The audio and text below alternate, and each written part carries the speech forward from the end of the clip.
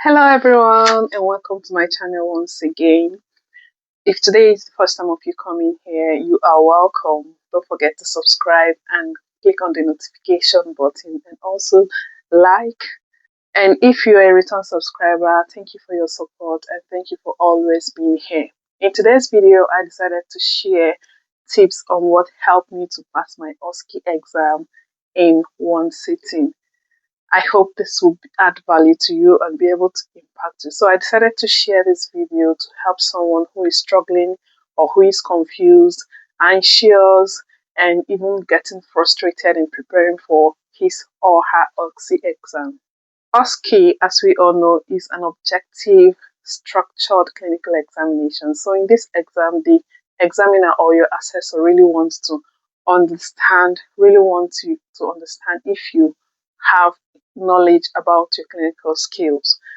Because, as nurses, you will definitely practice and show off your skills. So the main purpose of this exam is for you to let the examiner know that you know your clinical skills.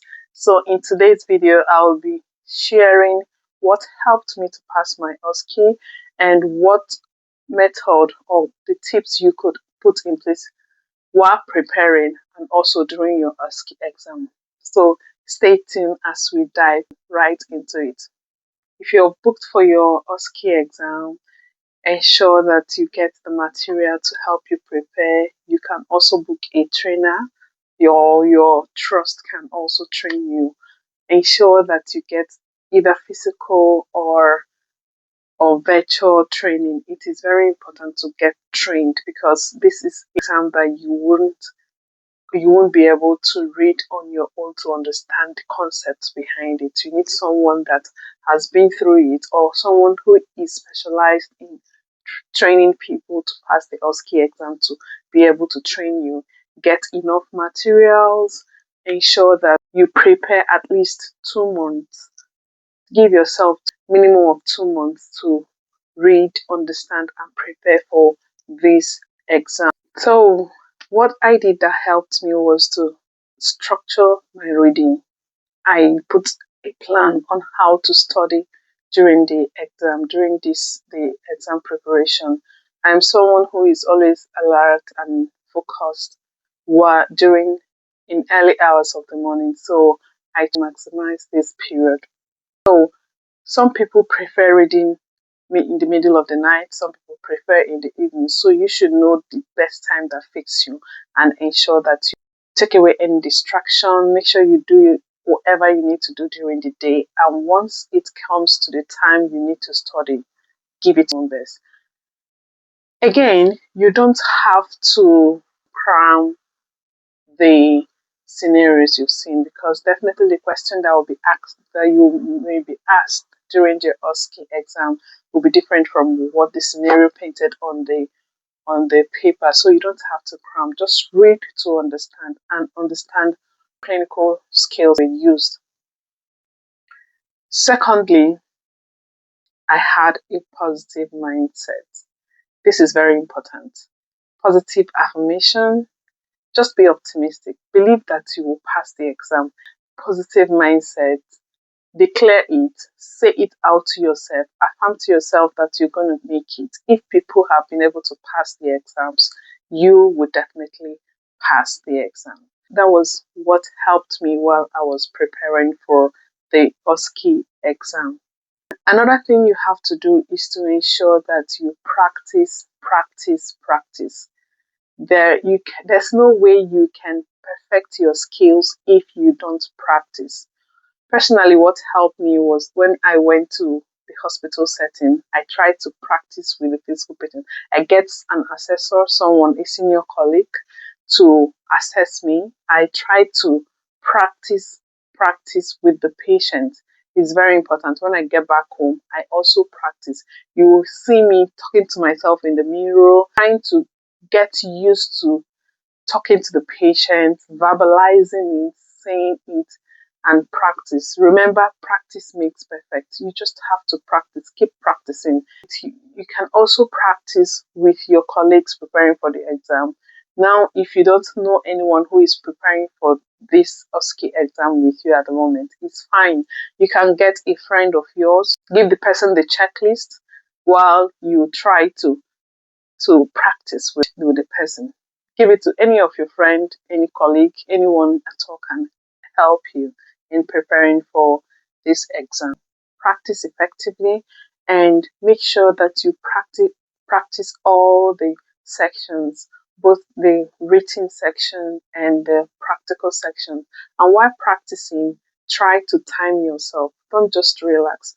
Okay, whilst when you're starting initially, you can try to practice it in your own pace. But when it's getting towards the exam time, ensure that you set a time. If possible, if you're meeting up to the time that you've been setting, the exact time you're supposed to practice that scenario, you can reduce the timing. For instance, if it's a task that you're expected to practice on your test day for 10 minutes, when you start meeting that 10 minutes in that particular section, try to reduce the timing to maybe 8. If you are able to complete that practical section in 8 minutes instead of allocated time, which is 10 minutes, then you are set for the exam. Don't forget to always improvise, especially when you're practicing in a non-clinical area like your home. You try to improvise. What helped me was that I was using my bed, my pillow as my patient, and also use my pillow to practice as my patient's skin while I want to administer medication. I used something like pen. I used my pen as my syringe. You can also use tissue paper as your cleaner while you just try to improvise, but ensure that the practice is not compromised. Ensure that you always do the right thing. Even though you're using other materials to improvise, ensure that you're doing the correct thing. And now the exam day, ensure you eat well, hydrate well, ensure you rest. It's very important to rest a day before your exam because it will help you calm your nerves, take your mind off book and try to relax. It's very important to get to the exam hall in a relaxed mood. Nothing stressing you emotionally or even physically. Eat well, hydrate, drink water, eat well, and keep up a smiling face. I'll always say that keep up a smiling face while answering your question. And finally, one important thing that helped me so much during my exam was to verbalize my mistake. Yes, we are not robots. We are human beings. We can make mistakes, but it is important for you to verbalize it. Your assessor or your examiner knows that yes, you might forget one or two things, but once you do forget anything, don't hesitate to verbalize it.